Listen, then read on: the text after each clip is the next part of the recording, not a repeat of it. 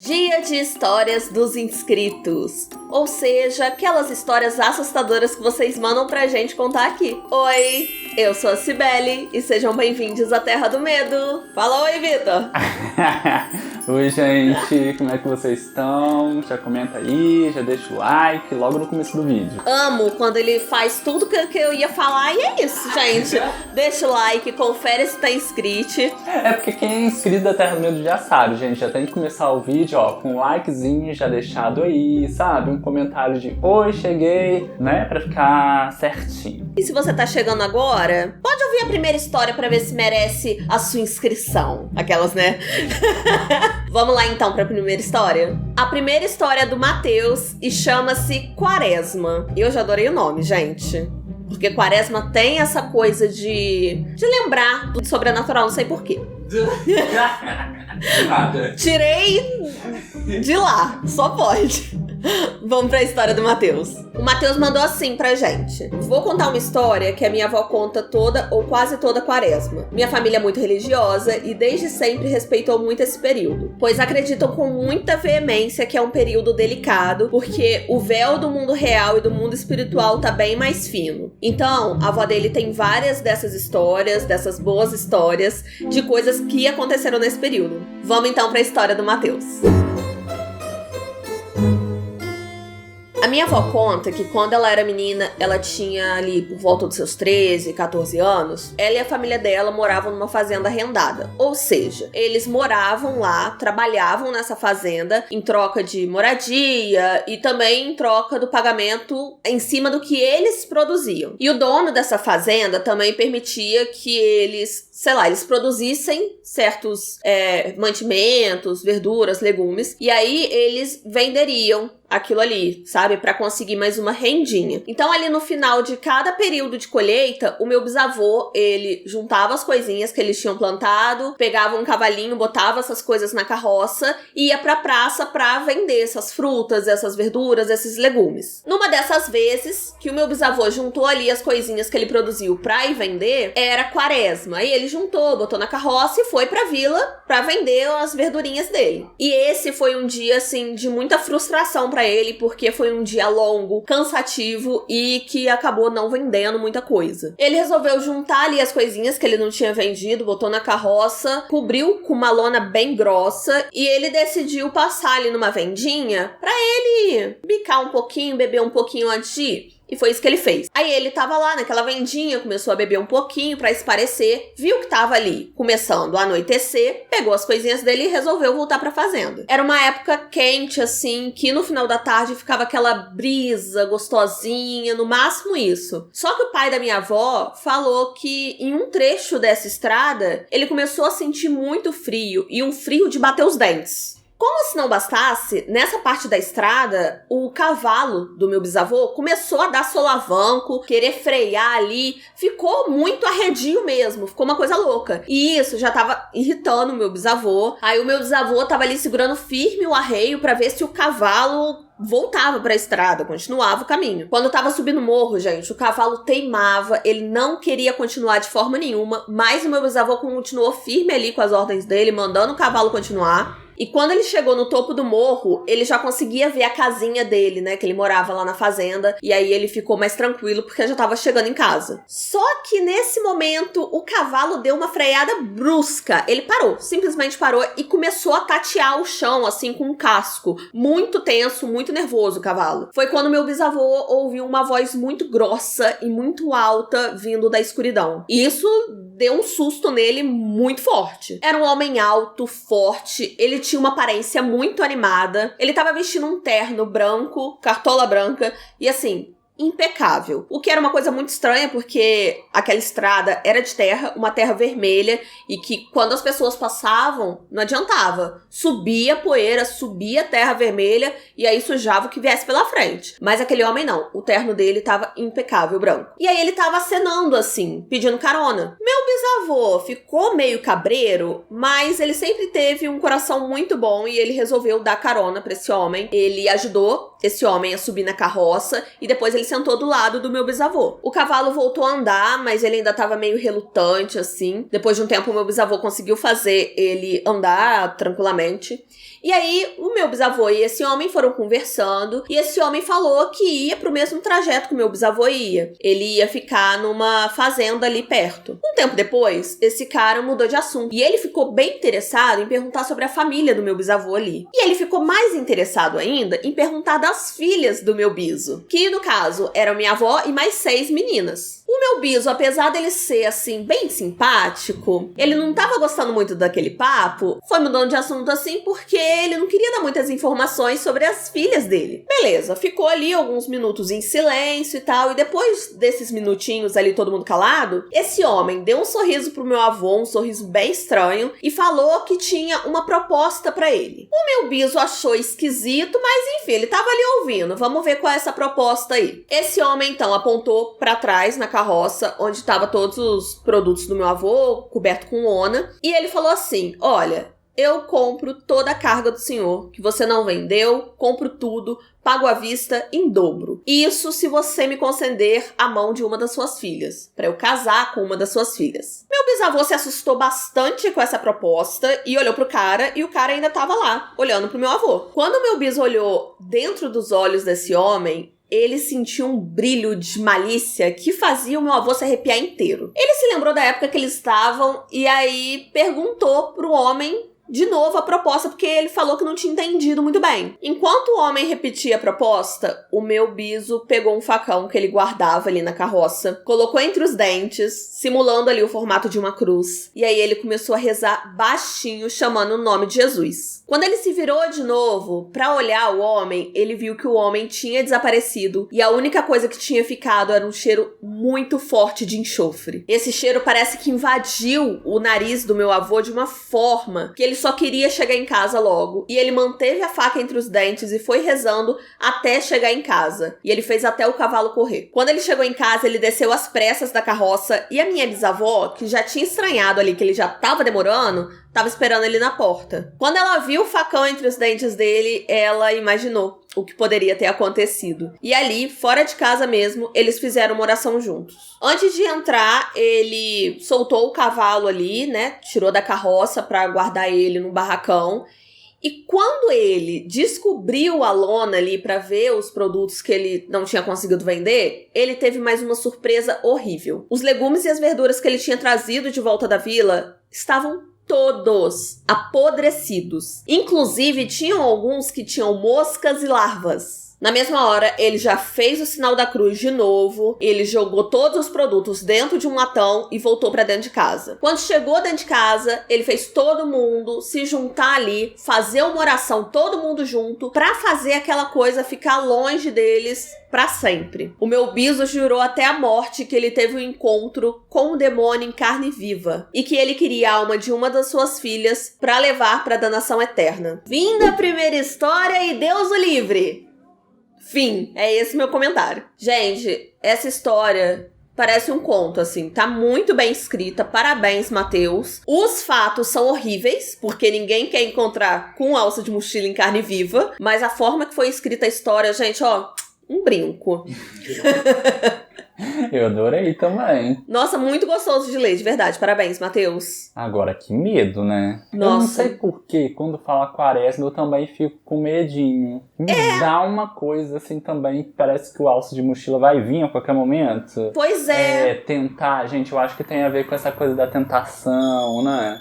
É um período mais religioso que parece que fica mais fácil, tanto pras coisas boas quanto pras coisas ruins. É. Agora, imagina se o bisavô dele não tivesse tido ali uma malícia e tivesse falado assim, não, com certeza, porque eu sou lerda, gente. Eu sou esse nível. Ah, com certeza, eu vou conversar com a minha filha. Às vezes ela gosta de você, vamos ver? Ah, gente, já ia perder uma filha ali, do nada, a menina tava em casa tranquila, cuidando das coisinhas dela ali da fazenda. Ia perder uma alma de bobeira. Famoso pacto. O famoso pacto. E desavisado. Desavisado, gente. Eu já tenho medo do alço de mochila aparecer aqui no conforto do meu lar. Imagina uma estrada deserta, numa carroça. Pois é, gente. Eu Se não ia saber ali, o que eu ia fazer. indefesíssimo, porque tá você e o cavalo. Pois é, não tem pra onde correr. E não adianta, gente. Bicho sente. tá? Bicho sente. O cavalo já tava avisando desde lá de trás. O cavalo ali sinalizou. Mas o que ele vai fazer? Desde lá de trás. Não desce carona. Ele era uma alma caridosa, simpática, não entendeu? Tem que ser tão caridosa. Se é hoje em dia, pode não ser o alça de mochila, pode ser coisa não pior, mas... Porque eu não sei, né? Vou falar que é pior que o alça de mochila, eu não vou. Mas é coisa muito ruim. Pode acontecer também, quando você dá carona pra alguém numa estrada. Uma pessoa sozinha numa estrada, assim, né? Ele ali com todos os negócios dele, os legumes dele, vai querer assalto também. Pois é. Eu já penso logo no assalto, gente. Tudo o Vitor pensa em assalto logo de primeira, gente. Lógico, o assalto primeiro, perdi minhas coisas. Depois que eu vou pensar, vai ser coisa sobrenatural. Mas é isso, Matheus. Essa é uma história que sua avó conta na quaresma. Se tiver outras histórias da sua avó, pode mandar pra gente, que a gente tá querendo sim, tá? Temos aqui mais um Matheus na próxima história. Esse é o Matheus Escudeiro. O outro era o Matheus Silva. Parece que tá cheio de Matheus nesse canal, adorei. Matheus é nome de gente levada, tá? Diz que. A próxima história chama-se Silhueta e a gente vai saber qual é a dela agora, tá? Mas antes, lembra que eu falei pra você que se você chegou agora, pra você esperar a segunda história pra ver se valia a pena uma inscrição? E aí, vale? Se inscreve aí no canal se você tá gostando do vídeo. E pra quem não deixou o like, deixa agora. E também vamos lembrar do Apoia-se, né, gente? Tem o Apoia-se, tem o Seja Membro aí. Quem quiser saber mais, vai aqui na descrição que a gente deixa tudo anotadinho pra vocês com os links certinhos. Que ajuda muito esse canal, gente. Real mesmo. Certa madrugada, era coisa de 1h30 da manhã, mais ou menos. Tava eu, um amigo e mais 2 amigas. A gente tava ali reunido na rua pra conversar, brincar, enfim. Até porque a gente tinha 12 anos de idade e ficar brincando até tarde na rua, gente, era basicamente um ritual. Você pode até estar se perguntando, gente, tudo bom? Crianças de madrugada, esse horário na rua? É, realmente, gente, o que tínhamos na cabeça, não é mesmo? Mas essa não era uma preocupação nossa, não era uma preocupação dos nossos pais, porque aquela rua era muito tranquila. Era uma rua sem saída, não passava muito carro, não tinha muita violência e a gente ficava sempre muito junto ali, porque a gente brincava sempre juntos, eu e meus vizinhos. Então não era uma coisa tipo assim, vamos se separar e cada um brincar num canto. Não, ficava todo mundo sempre muito junto. Nessa noite a gente tava sentado ali na minha calçada, a gente tava ouvindo uma musiquinha, comendo umas besteiras, porque, gente, era noite de final de semana e não tinha preocupação da escola no dia seguinte, então a gente tava super de boa. Bem, uma coisa que eu tenho que falar aqui com vocês é que na minha rua tinha um negócio que era meio esquisito, que era um poste. Todos os outros postes da rua eram de concreto, aqueles que a gente já conhece por aí, mas tinha um que era de madeira. E esse, especificamente, costumava ali durante a madrugada apagar durante um tempo, acender de novo, aí ele ficava ali apagado uns 10, 15 segundos, depois voltava. Mas não era de grande preocupação, porque tava todo mundo muito acostumado e o resto da rua já era bem iluminado, então tava tranquilo. Conversa vai, conversa vem, a gente tava ali quase se despedindo já, quando de repente a gente olha pro final da nossa rua e a gente vê uma silhueta. E ela não tava na calçada, ela tava no meio da rua. Não dava pra gente distinguir ali feições, como é que essa pessoa era, o que ela tava fazendo com o rosto dela, não dava. A gente só conseguia ver que era uma silhueta, tava toda escura e tava olhando na nossa direção. No começo, a gente não se preocupou tanto, porque poderia ser uma pessoa passando e vivendo a vida dela, mas o tempo foi passando e o clima foi pesando. O que foi deixando a gente com bastante medo e bastante receoso ali foi que, sabe esse poste que apagava e ficava uns segundinhos apagados e depois acendia? Então, toda vez que ele apagava e acendia de novo, parecia que a sombra tava mais presente, tava crescendo mesmo. Então apagava o poste, a sombra crescia e depois crescia e crescia mais ainda, ela estava cada vez mais presente. Ela foi crescendo até tomar quase toda a rua e de repente parou de crescer. E essa silhueta, ela começou a andar depois disso. E ela foi andando até que entrou na direção de uma casa, assim, entrou numa casa que tinha um muro bem baixo e não tinha portão. A gente ficou apavorado, super assustados, e aí a gente pensou assim, não, vamos entrar e vamos contar pros nossos pais o que acabou de rolar, né? Só que não. Porque a gente era inocente, aventureiro e não tinha nada na cabeça. E a gente resolveu ir andando até perto dessa casa pra tentar olhar ali pra dentro. Porque a gente queria descobrir o que era aquela coisa. A gente combinou o seguinte: íamos nós 4, só que 2 de nós ficaríamos parados ali em frente à casa tentando ver aquela coisa. E os outros 2 iriam num bar que ficava aberto, né? Porque madrugada de final de semana tinha ali um bar que ficava aberto. E 2 iriam nesse bar comprar bala pra gente. A gente foi andando até a esquina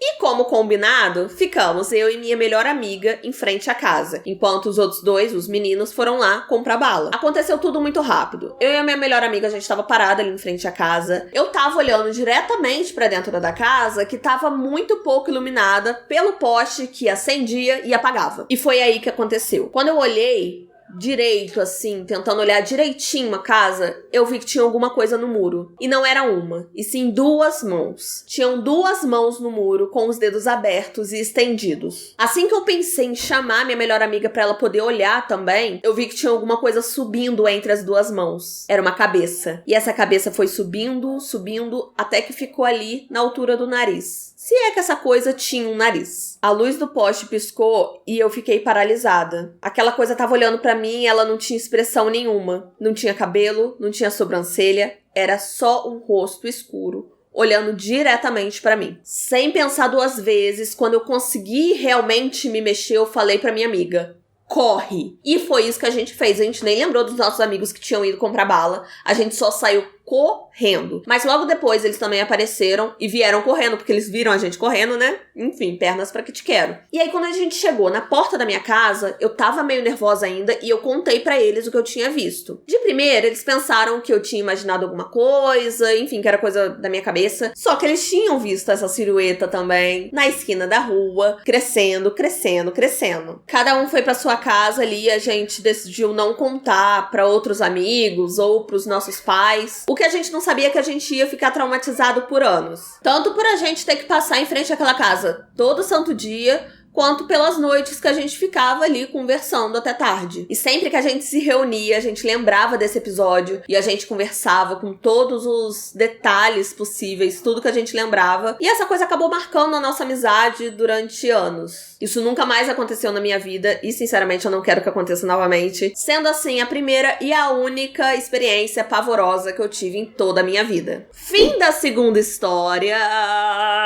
Então, gente, tudo bom? E sim, eu me perguntei o que crianças estavam fazendo 1h30 da manhã na rua, brincando, sem supervisão de mais velhos. Eu não me perguntei nada, gente, porque essa foi minha infância também. Não, gente, eu ficava, mas eu não podia ficar até tão tarde. Eu voltava umas 10 horas, assim, pra casa. 1h30 da manhã? Não ficava... Não, mas olha só, na minha rua a gente já fez acampamento, que todas as crianças dormiram do lado de fora, numa barraquinha, no passeio, assim. Ai, que desperdício. Não teve nenhuma história sobrenatural nesse dia? Ai, não lembro. Não lembro. Eu sei que, assim, foi dando de madrugada mesmo, todas as crianças já queriam ir pra casa e dormir no conforto da sua cama. De repente, ai, que ideia de jirico que a gente tá fazendo aqui. Mas eu lembro, assim, de ficar numa barraca, assim, até de noite. Eu lembro disso. E na minha rua era assim, gente. Então não julguei essa pessoa certíssimo de estar ali brincando e... E ver fantasma e ficar traumatizado, né? Certíssimo. Certíssimo, gente. Tem história pra contar. Tem história pra mandar pra Terra do Medo. Pois é. Mas eu me identifiquei... Eu sempre tem uma história que eu tenho que falar que me identifiquei, gente. Ai, muito identificadora. Muito identificável, a Cibele. Mas a criatura sem expressão, eu já contei em milhões de lugares essa história da bolinha de sabão que eu tava soltando. Da bolinha de sabão. Eu tava... Vitor me fazendo bullying. Eu tava soltando bolinha de sabão no quintal da minha casa. De repente eu olhei pra dentro da casa dos fundos e tinha realmente uma pessoa sem expressão, sem cabelos, sem sobrancelha, me olhando. Soltar a bolinha de sabão. Simplesmente, sério, assim. Então, nessa hora, eu já imaginei a coisa que eu vi, entendeu? E nessa história também é muito aqueles filmes, sabe? O grupo de amigos que se reúnem e acontece Nos anos 80. Aí acontece alguma coisa bizarra. Pois é, mas não teve continuação, né, gente? Podia ter tido. Aquelas. Podia ter tido continuação, um filme de terror inteiro. It, aí depois eles grande já. Gente, é tipo It mesmo. Achei incrível. Então, gente, ó, essas foram histórias assustadoras em relação a fantasma. Mas como eu falei já no último vídeo de Reddit do Medo aqui no canal, vocês podem mandar qualquer situação bizarra que vocês tenham passado. Já mandaram, eu acho que a próxima história dos inscritos dá pra gente já reunir história que mandaram, assim, de... Encontros assustadores. Não encontros, fatos que aconteceram, assim, no dia a dia, que foram situações assustadoras. Acho incrível, porque aí sai um pouco dessa coisa de fantasma e o medo vem mais até pra quem é cético, pra quem não acredita em fantasma. São situações da vida que a gente acaba passando e que estão ali dentro dessa coisa de sentir medo. Aproveita que você tá aqui na Terra do Medo e continue aqui. A gente vai deixar 2 vídeos pra vocês continuarem. Um é a indicação do YouTube e o outro é o último vídeo que a gente lançou aqui na Terra do Medo. Eu espero que vocês tenham gostado do vídeo. Um beijo e até a próxima. Tchau! Tchau! Tchau! Tchau, né, gente? Deixa eu desligar que eu tô aqui deitado. Ai, eu vou ter que ir lá desligar.